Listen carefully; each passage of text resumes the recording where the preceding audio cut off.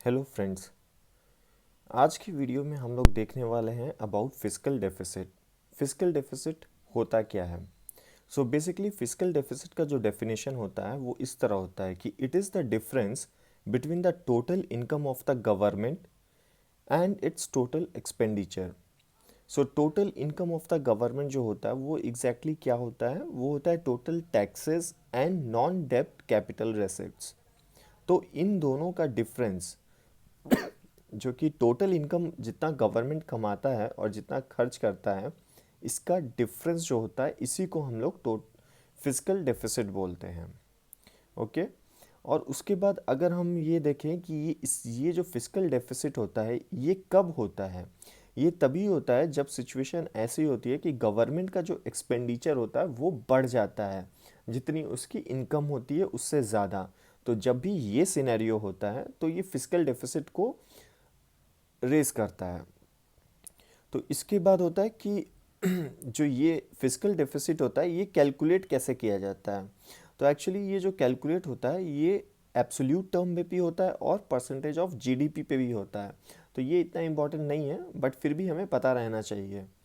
और उसके बाद है कि अगर गवर्नमेंट को डिस्क्राइब करना होता है कि फिस्कल डेफिसिट क्या है, अगर गवर्नमेंट अपने अनुसार इस फिस्कल डेफिसिट को डिफाइन करता है तो वो हमेशा क्या बोलता है कि उसके पास जो फंड होता है कॉन्सोलिडेटेड फंड ऑफ इंडिया, तो उसमें से जितना ये अमाउंट खर्च करता है वो, और जितना इसके अमाउंट ऐड होते हैं कॉन्सोलिडेटेड फंड ऑफ इंडिया, तो इसका डिफरेंस जो होता है उसी को वो फिस्कल डेफिसिट में रिप्रेजेंट करते हैं।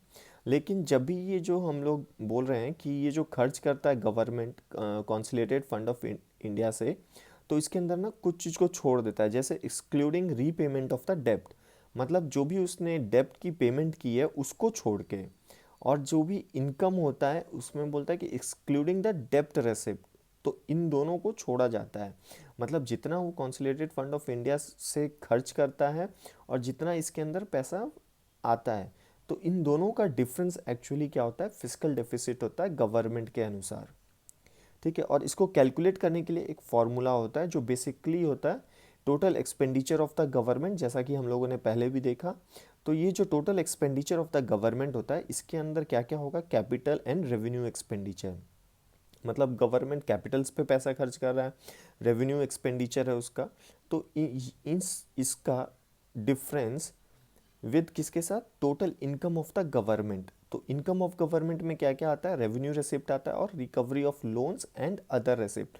तो यहाँ से जो इनकम होती है उसका डिफरेंस किया जाता है total expenditure of the government से। ठीक है। तो रेवेन्यू रेसिप्ट एक्चुअली क्या होता है वो हम लोग देख सकते हैं कि रेवेन्यू रेसिप्ट जो होता है वो corporation tax, income tax, custom duties, union excise duties, GST and taxes of union territories. तो बेसिकली ये सब होते हैं रेवेन्यू रेसिप्ट्स, जो कि गवर्नमेंट को इनकम जहाँ से मिलती है तो उसी को हम लोग बोलते हैं रेवेन्यू रेसिप्ट्स।